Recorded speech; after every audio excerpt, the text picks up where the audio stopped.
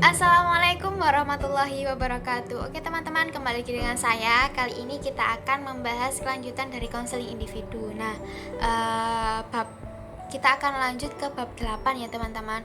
Nah, pada bab 8 ini kita akan membahas teknik layanan individual. Nah, sebenarnya dalam teknik layanan individu ini tuh sangat banyak sekali, bisa ada 20-an teknik. Tapi pada dasarnya yang harus kita miliki sebagai konselor nanti saat melakukan proses konseling itu ada beberapa. Yang pertama, attending. Attending ini merupakan kemampuan dasar kita sebagai konselor, yang mana ini harus terjalin sebelum waktu saat awal permulaan proses konseling. Biar apa? Nah, ini tuh pusatnya biar terjadi proses konseling itu yang sukses, yang baik. Tanpa attending ini, kita itu menjalankan proses konseling itu insya Allah sih kemungkinan ada hambatan-hambatan. Jadi kita harus memaksimalkan attending ini di awal. Nah, biar seperti membuka pembicaraan, nah seperti itu. Intinya lebih membangun hubungan. Lanjut ke questioning. Questioning ini pertanyaan. Jadi saat klien kita bercerita, kita juga harus bertanya. Seandainya kan saya contoh, Mbak saya punya masalah. Nah, merawat masalah seperti ini bisa kita simpulkan dengan apa? Dengan bertanya, Mbaknya sedih. Nah, gitu. Jadi itu bentuk kepekaan kita terhadap klien kita gitu. Lanjut ke refleksi of feeling. Refleksi feeling ini menyimpulkan pesan. Jadi saat klien kita bercerita, oh mbaknya kena masalah seperti ini. Nah seperti ini tuh merupakan kita menghargai perasaan si klien yang selama ini bercerita gitu. Kan kita harus menjadi pendengar aktif gitu loh. Jadi saat kalau kita tidak ada refleksi of feeling ini, yang dirasakan oleh klien, loh kok mbaknya nggak respon sih aku cerita, kok nggak ada komenan apapun sama yang aku ceritakan. Nah seperti itu. Nah ini gunanya refleksi of feeling. Lanjut kemudian parafrase. Parafrase ini merupakan menyimpulkan pesan gitu.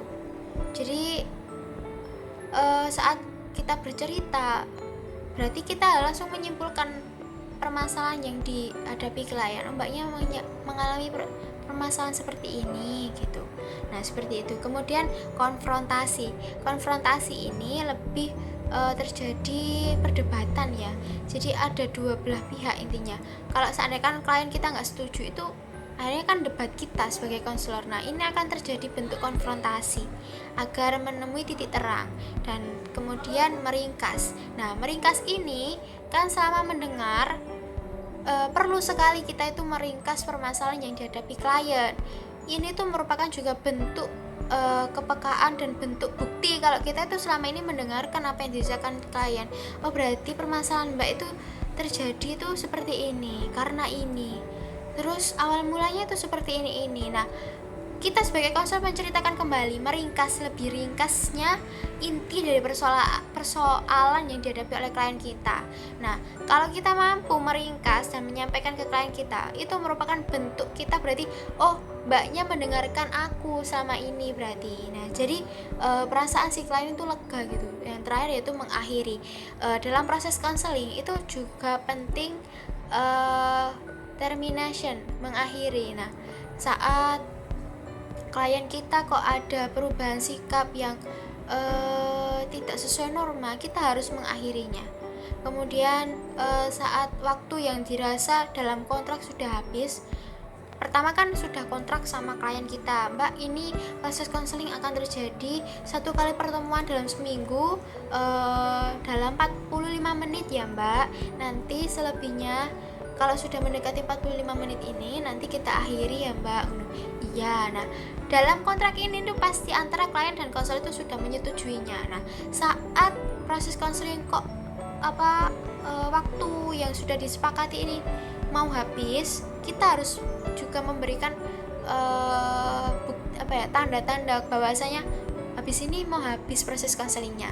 Dengan apa mbak? Entah melihat jam tangan, terus membereskan buku, intinya bentuk-bentuk mengakhiri gitu seperti itu. Jadi biar klien itu mengerti, oh ternyata waktuku udah habis gitu.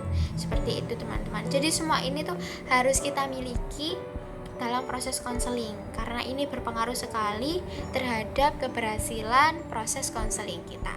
Oke, kita akan lanjut ke bab 9.